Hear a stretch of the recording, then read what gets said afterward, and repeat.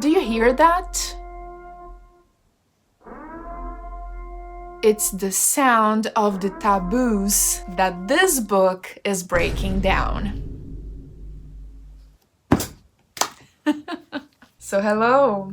On this channel we talk about independent spirituality and folk magic for free spirits. My name is Aster, and in today's video we are going to have a book review of The Marvelous of Blood and Bones by Kate Fowler? I'm sorry, it seems that nobody knows how to pronounce her last name, but her book is amazing and that's the focus of today's video. So this book was being very much talked about like 3 years ago, and it was through Olivia Graves' The Witch of Wonderlust book review that I discovered about its existence and decided to buy it. If you want to check out her review, I'm gonna link it somewhere up in the cards down in the description, okay? But that's how I found out about Of Blood and Bones, became interested and decided to buy it. But only now I finally came around to reading it. To be honest with you, I only had one issue with this book, and it has nothing to do with the content. It was the fact that at the very beginning, the pages were falling off. They were falling out. I can't even force it too much, otherwise the pages will start falling right off again. You see, I put some super glue in here.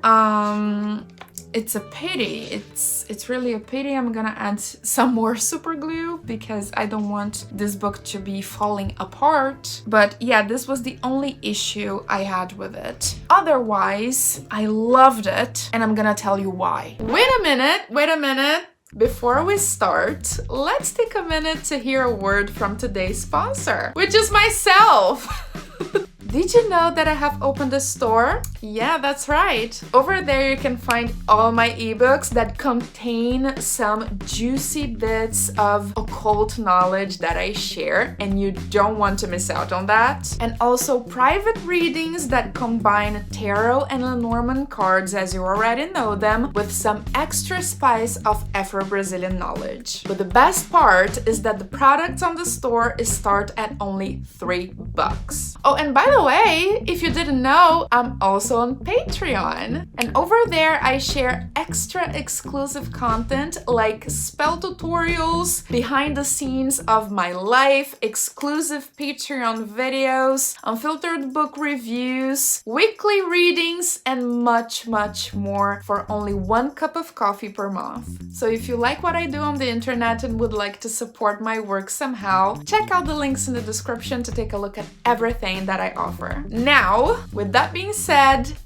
let's get back to the video. I instantly knew that I was going to have a very good time with this book from the very first page, as soon as I opened it up and started reading. And I quote, "A witch ought never be frightened in the darkest forest," Granny Weatherwax had once told her, because she should be sure in her soul that the most terrifying thing in the forest was her. And then she continues to compare magic to using a knife. You can use it to carve wood, to harvest plants, and to cut and prepare your food. But like a knife, however, magic can be used in cases of self-defense, and in the wrong hands, it can become an instrument of harm to others and oneself. When I've read those little snippets, I knew I was going to like this book. Because when it comes to spirituality, witchcraft, magic in general, there's a general belief that it's all leaping bunnies and rainbows and love and light, and that's such bullshit.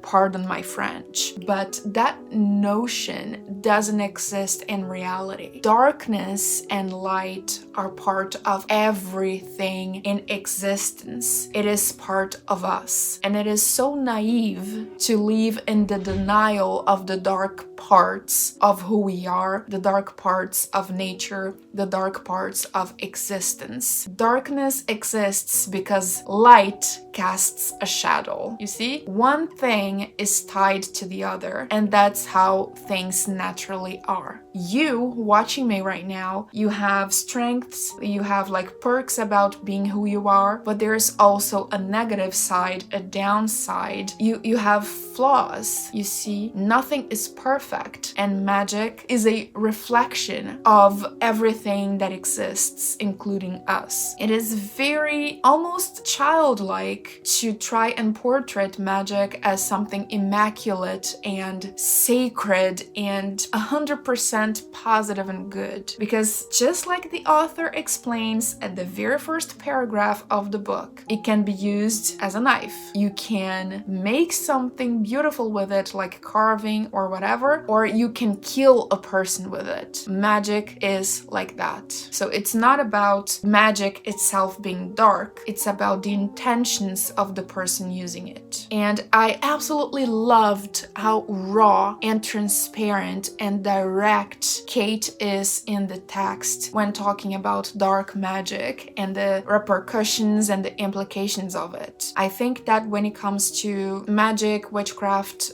spiritual authors, that honesty is really missing, because people want to paint a picture of magic as something like in a way that it doesn't exist. So this book, if I would describe it in one word, I would say refreshing. Because if you take any other, like so many witchcraft books out there, you will see kind of the same structure, the same things being talked about over and over again, and Of Blood and Bones is not like that at all. It is, I would dare say, it is groundbreaking, and every practitioner should have a copy and read it. When we are reading witchcraft books most of the time, or even consuming witchcraft content online, there's a very big tendency for like the content, the book, whatever, to be like sugar-coated. Like the people behind that content don't want to put their faces on the sun and be upfront about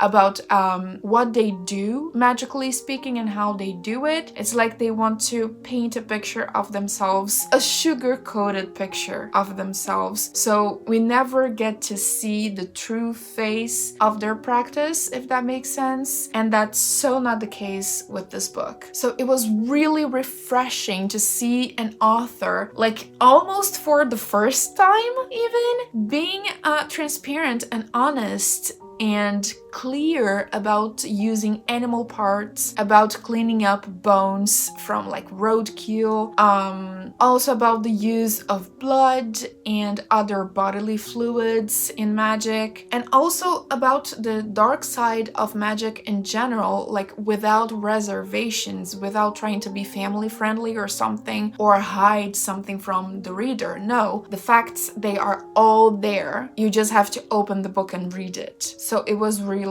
something new. It was a joy, it was a delight to go through the pages. Some highlights of the book, I would say, are like dark moon energy, how to use the dark moon current in your personal practice. I love how thorough and specific and detailed Kate was when talking about how to take that dark moon energy into your workings as a practitioner. And the death crafts was one of my favorite parts of the book. And I made for myself many of the things that she teaches in here, which doesn't really happen very often when I am reading a book. It's been a while since I've read a book that inspired me to pick up stuff and make it and do that thing as well, you know? And like, even if she talks about some subjects that are like delicate matters that everybody else seems to be trying to avoid, Kate talks about those things with a very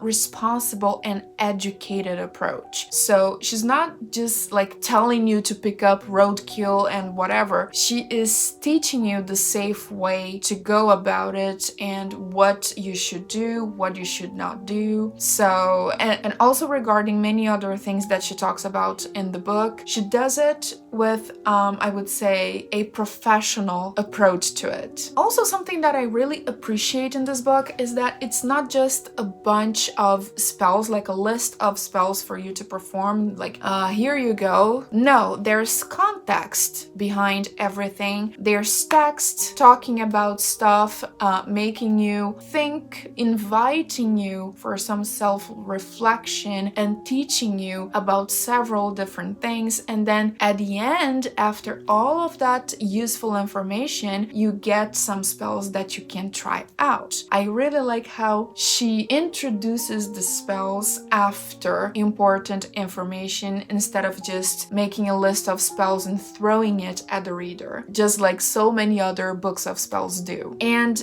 just like Dorothy Morrison in the book Utterly Wicked, which, by the way, I also should review on the channel. I've read that book a long time ago and I didn't make a review. I have to correct that. But just like Dorothy, Kate is very responsible, realistic, and mature when talking about things like karma and what to keep in mind before deciding to curse somebody. So I loved how she talked about those themes that are complicated, dense, and complex. And I quote, "If we're honest, the desire to curse is often all about us and has very little to do with the object of our intent."